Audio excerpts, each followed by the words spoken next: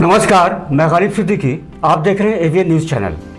AVN news channel के खास कार्यक्रम रूबरू में आपका तहे दिल से स्वागत है। अनुच्छेद 19(1)(a) के तहत भारत के प्रत्येक नागरिक को आज़ाद विचार को व्यक्त करने की स्वतंत्रता है, लेकिन एक दायरे के अंदर, एक लिमिट के अंदर। अगर हम अपने लिमिट को क्रॉस करते हैं तो उसके लिए सज़ा का भी प्रावधान है। आज हम बात करेंगे इंटरनेट और इंटरनेट से संबंधित जुड़ी तमाम बातों को। चूँकि मोबाइल सबके हाथ में है और सब स्वतंत्र हैं, लेकिन स्वतंत्रता का उपयोग अपने हद तक करना है। साइंस ने जितनी तरक्की कर ली है वो सुविधा के लिए भी है और उसका सही इस्तेमाल और गलत इस्तेमाल भी है। अगर हम उसका गलत इस्तेमाल करते हैं तो उसके लिए हमें कड़ी चुनौतियों और कड़ी सज़ा का भी प्रावधान है। आज हमारे स्टूडियो में भारतीय जनता पार्टी के वरिष्ठ नेता और जाने माने अधिवक्ता सुमन कुमार उपस्थित हैं। बतौर मेहमान हम इनका स्वागत करते हैं। बहुत बहुत स्वागत है आपका हमारे स्टूडियो। धन्यवाद। जैसा कि आज का जो विषय सब्जेक्ट है कि जाने अनजाने लोग सोशल मीडिया सभी लोगों के हाथों में फ़ोन है जी, और लोग फ़ोन का सही इस्तेमाल भी करते हैं और इसका गलत इस्तेमाल भी करते हैं। गलत इस्तेमाल करने पर उन लोगों को कानूनन क्या सज़ा हो सकती है, इस बात से वे लोग वाकिफ़ नहीं हैं। सर, हमारा मकसद था आपको बुलाने का, यहाँ पर आमंत्रित करने का मकसद है कि बहुत से लोगों के हाथ में मोबाइल है, लेकिन उसको चलाने का तरीका या फिर बेरोक टोक जो इस्तेमाल करते हैं या फिर कट पेस्ट करते हैं फ़ोटो का या वीडियोज़ का, तो उसमें उनको कहाँ तक नुकसान होगा। हमारा मकसद ये है कि उनके बचाव के लिए हम बातें करेंगे। तो सबसे पहले बात करेंगे कि मीडिया पर, सोशल मीडिया पर सभी लोग जुड़े हुए हैं, चाहे फेसबुक हो, ट्विटर हो या फिर और जितने भी सोशल मीडिया है, उस पर जो वो फ़ोटो काट कर इधर से उधर भेजते हैं या फिर लाइक करते हैं, उसको सब्सक्राइब करते हैं, तो उसमें कितनी सावधानियां बरतनी चाहिए? देखिए, सबसे पहले बात है कि कोई भी चीज़ आपके फेसबुक पर, आपके इंस्टाग्राम पर या आपके जो चीज़ का उपयोग करते हैं, अगर गलत पोस्ट आपके पास आता है तो उस पोस्ट को कभी भी लाइक और शेयर नहीं करना चाहिए। अगर आपके पास गलती से आ गया तो उसको इमीडिएट उसको डिलीट कर दीजिए और जो आदमी आपको भेजा उसको निहायत ये अपने तरफ से उसको हिदायत दीजिए कि आज के बाद हमारे फ़ोन पर ऐसा पोस्ट कदापि नहीं आना चाहिए, अन्यथा मैं आपके खिलाफ संबंधित थाना में आपके खिलाफ शिकायत करूँगा। मैं आपके चैनल के माध्यम से यह कहना चाहता हूँ कि जैसे बहुत सारे लोग कट पेस्ट कर जो इंटरनेट पर फोटो को वायरल कर देते हैं या कहीं पर घटना घटा वहाँ पर उस घटना से, उस तथ्य से उस फोटो का कोई संबंध नहीं है, लेकिन लोग कट पेस्ट करके और उस फोटो को वायरल कर देते हैं और आप हमारे पास उसको भेजते हैं, हम किसी दूसरे के पास भेजते हैं, उसको लाइक करते हैं, शेयर करते हैं, तो इससे हमें कितना हानि हो सकता है। इसके लिए लोगों को निश्चित तौर से प्रशासन के माध्यम से, सतर्क रहना, स्कूलों के माध्यम से सेमिनार होना चाहिए, जागरूकता होना चाहिए कि अगर हम ये काम करते हैं तो कानून के तहत हमें क्या दंडित हमें किया जा सकता है। एक और बात है सुमन जी कि बात करेंगे हम कानूनी तौर पर भी, लेकिन एक और है कि आपराधिक सोच के जो व्यक्ति है, जो खासतौर से युवा वर्ग के जो लोग हैं, वो फेक आईडी बनाते हैं। फेक आईडी बनाकर वो अपना काम को अंजाम देते हैं। वो समझते हैं कि हम पकड़े नहीं जाएंगे। सर ऐसा है कि हमारी जो संस्थाएं हैं वो हमारी संस्थाएं इतना कमज़ोर नहीं हैं। अगर वो चाह लेगी तो वो अपराधी भी हमारे समक्ष आकर खड़ा हो जाता है, लेकिन लोग उस पर ध्यान नहीं देते हैं। हमारा सबसे कहना ये है कि लोग फेक आईडी भी बनाते हैं लोगों को बदनाम करने के लिए, लेकिन जो लोग इसका उपयोग करते हैं, ट्रांसफ़र करते हैं, लाइक करते हैं, शेयर करते हैं, तो उस पर IT एक्ट 2000 के तहत हमारा जो धारा है वो धारा है 67, 67(1), 67(2) और 345D और 292।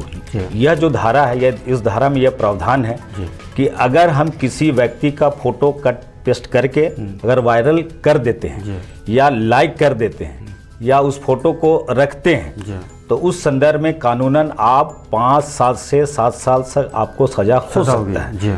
दूसरा, अभी यहाँ पर क्या है कि जैसे पहले लोग कोई क्राइम किया करते थे तो लोग उस क्राइम से पकड़े नहीं जाते थे, बोलते थे कि मैं नहीं हूँ।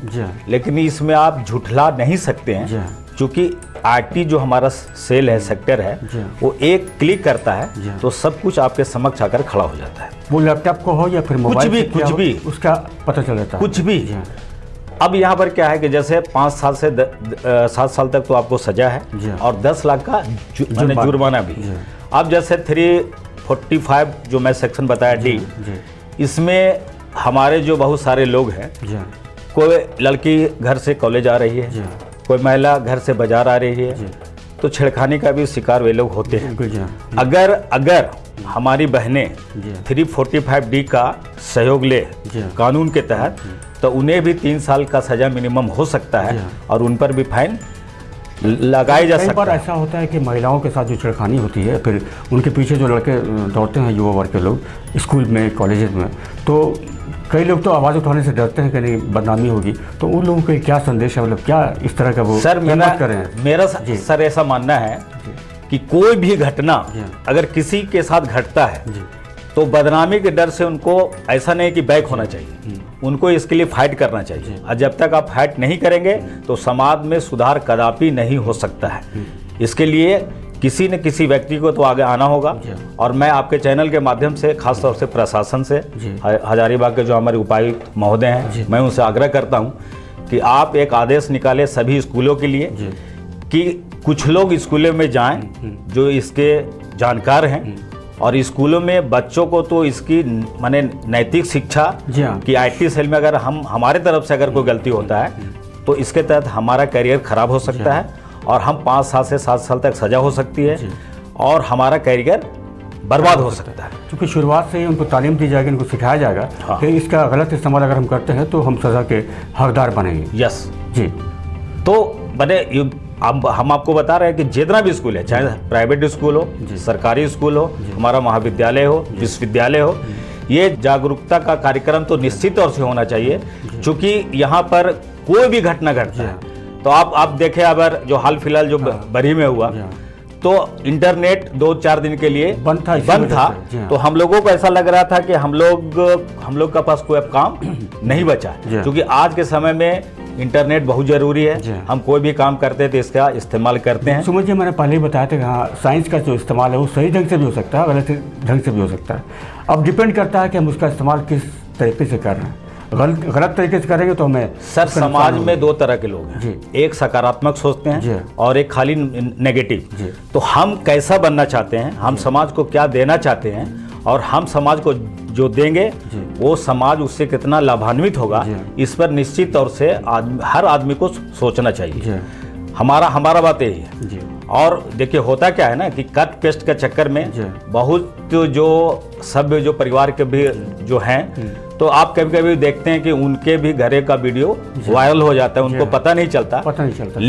लेकिन मेरा हजारीबाग के लोगों से, यहाँ झारखंड की जनता से, आपके चैनल के माध्यम से यह हम उन लोगों को यह संदेश देना चाहते हैं कि अगर आपके साथ अगर कभी ऐसा होता है तो डरने की कोई बात नहीं, आप आगे आएँ, हम लोग आपके साथ हैं।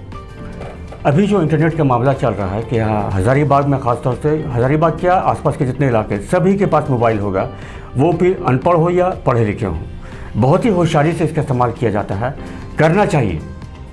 और अगर नहीं करते हैं तो उसके खिलाफ जो धाराएं हैं वो जानने के लिए हम खासतौर से आपको बुलाया है कि चेतावनी दे दीजिए उन लोगों को। सर ऐसा है ना जी कि मैं आपके चैनल के माध्यम से उन लोगों से ये आग्रह करता हूँ कि अगर आप कानून के दायरे से बचना चाहते हैं और आप चाहते हैं कि समाज में आपका इज्जत हो, आप चाहते हैं कि आपका करियर अच्छा से हो, तो हम कोई गलत काम नहीं करेंगे जी। और अगर हम गलत काम करते हैं तो 67, 67A, 67B, 345D के तहत आप पर कानूनन केस चलेगा और वहाँ पर आपको हर हालत में 5 से 7 साल की सजा होगी और उनका करियर खराब और आपका करियर खराब होगा।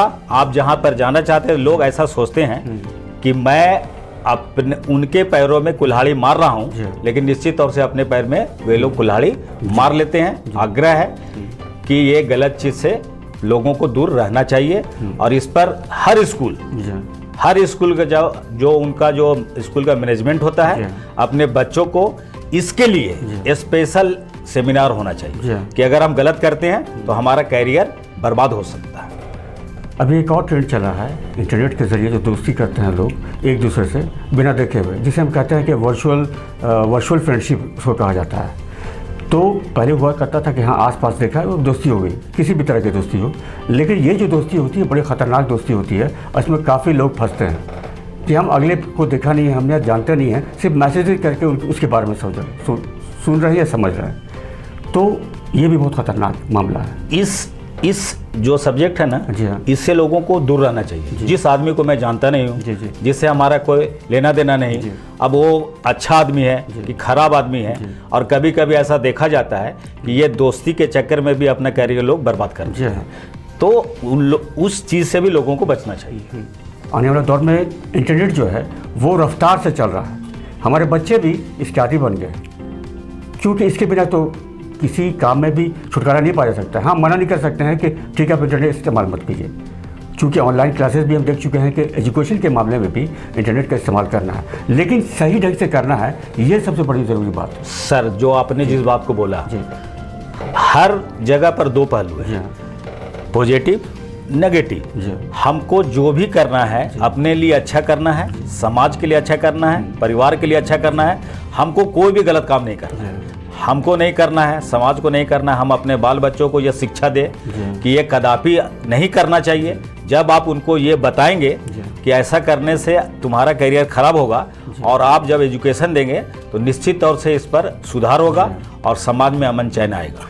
लोगों को इसकी आदत इतनी पड़ चुकी है कि लोग प्राइवेट पल को या प्राइवेट बातों को भी शेयर करने लगे हैं सोशल मीडिया पर। उन्हें ज़रा से भी परहेज नहीं है, ज़रा सा भी डर नहीं रहता है। कई बार क्राइम हो चुका है इस मामले को लेकर कि अपने प्राइवेट, जैसे मान ली कि हमको कहीं जाना है बाहर या किसी से मिलना है, तो उन सारी बातों को, या हमारे पास कुछ है तो वैसी बातों को भी हम शेयर करने से झिझकते नहीं हैं। गलत है। जी हाँ, गलत है। बोले ना कि आपकी जो स्वतंत्रता का मतलब ये नहीं है कि आप सब कुछ सार्वजनिक कर दें। आपको क्या बोलना है, क्या नहीं बोलना है, इसका ज्ञान तो सभी लोगों को होना चाहिए। और अगर आपका ज्ञान नहीं है तो निश्चित तौर से आप कभी न कभी आपका पैर गलत रास्ते पर जाएगा, और आपको कानून जो है सो कानून के अंतर्गत आपको जो पनिशमेंट है उस पनिशमेंट के भागीदार आप निश्चित तौर से बनेंगे। जी हाँ, एक एडवोकेट होने के नाते क्या संदेश? सर, सबसे पहले तो मैं हजारीबाग का जागरूक नागरिक हूँ। बिल्कुल जी।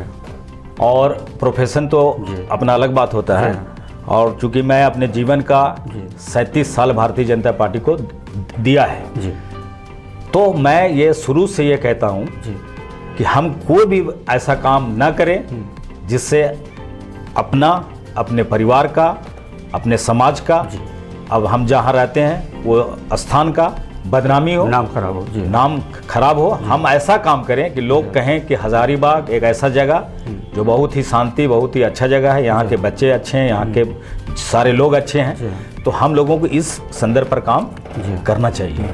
और कभी भी मोबाइल में गलत चीज़ को लाइक, शेयर, पोस्ट नहीं करना चाहिए, किसी भी कीमत में नहीं करना चाहिए। नहीं तो आप, कोई आदमी अगर आप पर पड़ गया तो आप बर्बाद हो जाएंगे। बिल्कुल। तो आप हमारे साथ स्टूडियो में आए, बहुत सारी जानकारियाँ दी इंटरनेट से संबंधित। बहुत बहुत धन्यवाद सुमन जी हमारे। धन्यवाद सर। तो आपने देखा कि इंटरनेट बहुत ही सुविधाजनक चीज़ है और इससे हम बहुत सारा फ़ायदा उठा सकते हैं, लेकिन इसके नुकसान भी हैं, तस्वीर का दूसरा रूप भी है। ज़रा से भी गलती हुई तो लेने के देने पड़ जाएंगे, ख़ास तौर से उन युवा वर्ग के लोगों को जो बिना देखे किसी को अपना बनाने के लिए इंटरनेट का इस्तेमाल करते हैं, जिसके बारे में हम जानते नहीं हैं, जिसको हम पहचानते नहीं हैं। उनका जो रास्ता है वो ख़राब तरफ जाता है और काफ़ी बर्बादी होती है उनकी। तो मेरे भाई लोग, आप ख़ास तौर से इंटरनेट का इस्तेमाल बड़ी सावधानी से कीजिए, नहीं तो बुरे हालात भी बन सकते हैं। धन्यवाद।